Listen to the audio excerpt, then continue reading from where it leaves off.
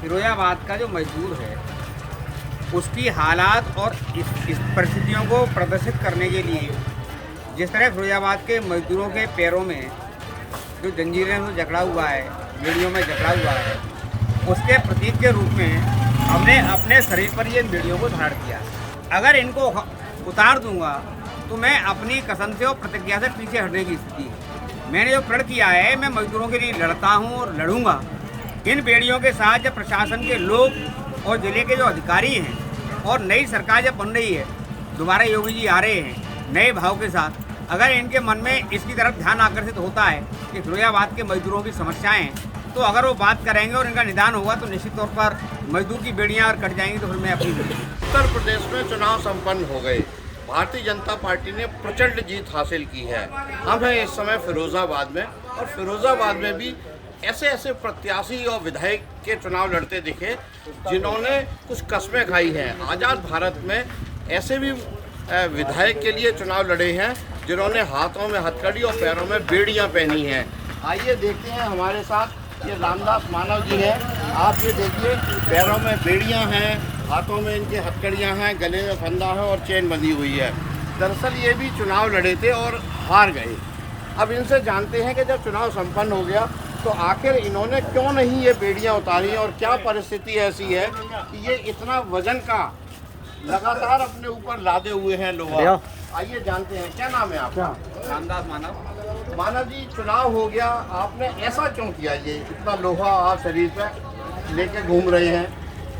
ये एक्चुअल में फिरोजाबाद का जो मजदूर है उसकी हालात और इस परिस्थितियों को प्रदर्शित करने के लिए जिस तरह फिरोजाबाद के मजदूरों के पैरों में जो जंजीरें से जकड़ा हुआ है, बेड़ियों में जकड़ा हुआ है, उसके प्रतीक के रूप में हमने अपने शरीर पर ये बेड़ियों को धारण किया है। हम सरकार को, प्रदेश सरकार को, केंद्र सरकार को, जिले के अधिकारियों को इन बेड़ियों के माध्यम से चुनाव के समय और चुनाव के बाद भी ये संदेश देना चाहते हैं कि फिरोजाबाद का जो मजदूर है वो जो बेड़ियों में जकड़ा हुआ है और उनकी बेड़ियां जब तक नहीं कटेंगी तब तक मैं अपनी बेड़ियों को नहीं काटूंगा, ये मेरा संकल्प है। तो आप ये अब चुनाव संपन्न हो गया, फिर क्यों आप वैसे ही लड़ सकते हैं? इतना किलो लोहा आप ये धारण किए हुए हैं, हर समय लोहा आप लादे हुए हैं, बाजार में घूम रहे हैं, आप हार गए, फिर भी आप ये लोहे की बेड़ियां पहने हुए हैं। देखिए, मैं अगर इनको उतार दूंगा तो मैं अपनी कसम से और प्रतिज्ञा से पीछे हटने की स्थिति है। मैंने जो प्रण किया है, मैं मजदूरों के लिए लड़ता हूँ और लड़ूंगा। इन बेड़ियों के साथ जब प्रशासन के लोग और जिले के जो अधिकारी हैं और नई सरकार जब बन रही है, दोबारा योगी जी आ रहे हैं नए भाव के साथ, अगर इनके मन में इसकी तरफ ध्यान आकर्षित होता है कि फिरोजाबाद के मजदूरों की समस्याएं हैं, तो अगर वो बात करेंगे और इनका निदान होगा तो निश्चित तौर पर मजदूर की बेड़ियां अगर कट जाएंगी तो फिर मैं अपनी आपकी एज भी लगभग 60 साल से ऊपर की है। इतना वजन लेके आप इसको उतारते हैं, या आपने कब उतारेंगे इसको? आखिर आपका ये जो भी आपने सौगंध खाई है कब पूरी होगी? देखिए, सरकार या प्रशासनिक अधिकारी जब भी सरकार के आदेशों का पालन कराएंगे, मजदूरों को उनके हितों को रखेंगे। जो कारखानों में 10 घंटे काम चल रहा है, 11 घंटे काम चल रहा है, उसका टाइम का 8 घंटे का टाइम मुकर्रर हो जाएगा। उनके लिए सायरन की व्यवस्था हो जाए, उनको ESI EPF की सुविधा, मस्टरों की व्यवस्था हो जाएगी, और चूड़ी जुड़ाई करने वाले मजदूरों को शासनादेश के अनुसार मजदूरी और उनके साथ किसी भी प्रकार का जो अभी तक शोषण होता है, गुलामों की तरह जिंदगी जीने को मजबूर है फिरोजाबाद का जुड़ाई मजदूर, तो उनके हितों के लिए हम काम करना चाहते हैं और उनके लिए सरकार का ध्यान आकर्षित करने के लिए हमारी ये व्यवस्था है। और ये सरकार की नैतिक जिम्मेदारी भी है कि अपने प्रदेश में काम करने वाले मजदूरों की जो बेड़ियां पड़ी हुई हैं, जो दिखाई नहीं देती हैं, वो उनकी कटें, तो निश्चित तौर पर मैं अपनी बेड़ियां काट। कब उतारेंगे?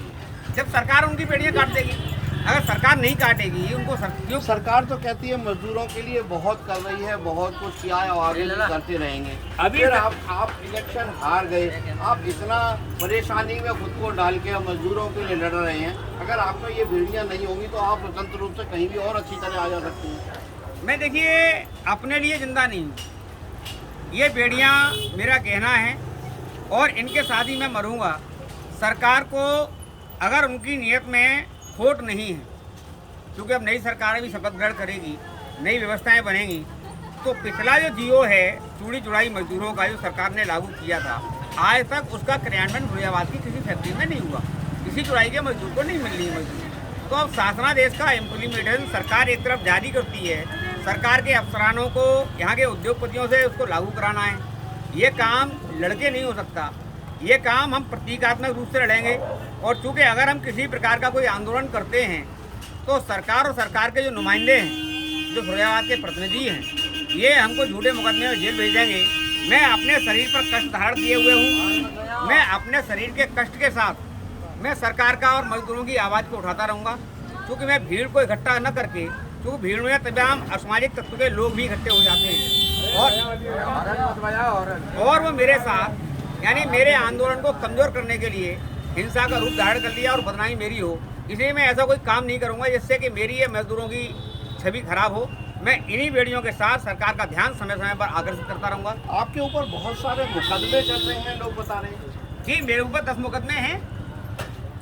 इसमें 2 मुकदमे मेरे खिलाफ तोड़फोड़ के हैं, एक मुकदमा मेरे खिलाफ महिला की छेड़खानी करने का है, मेरे खिलाफ एक मुकदमा लूट का भी लगा हुआ है, गुंडा एक्ट का मुकदमा है, जिला बदर की कार्रवाई प्रचलन की स्थिति में है।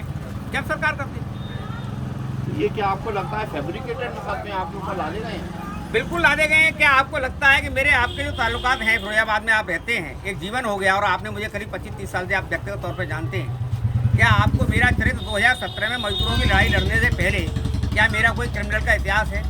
यदि नहीं था तो ये 2017 से 3 मुकदमे लगे, 2019 में 3 मुकदमे लगे और 2019 में ही के अलावा 2021 में भी 3 मुकदमे लगे, लेकिन उनमें एफआईआर लग गई। तो ये सारे मुकदमे प्रायोजित हैं और झूठे मुकदमे, फर्जी मुकदमे हैं जिनका ट्रायल मैं कोर्ट में कर रहा हूँ। ये स्थितियाँ हैं और चूँकि जनता के लिए लड़ना, मजदूरों के हित के लिए लड़ना, उनमें मुकदमा झेलना और मुकदमा लगाना एक आम स्थिति है। मेरे साथ नहीं, ये हक के लिए कोई लड़ेगा तो उसके लिए ये स्थिति होगी। तो ये है रामदास मानव, जो हथकड़ी, बेड़ी और गले में एक जंजीर बांधे हुए हैं, मजदूरों के लिए लड़ रहे हैं और ख़ुद को बेहद तकलीफ उठाकर लड़ रहे हैं। अब देखना है कि इनकी लड़ाई कहाँ तक जाएगी। चुनाव विधायक का भी लड़ा था लेकिन हार गए। सुधीर शर्मा, फिरोजाबाद, यूपी तक।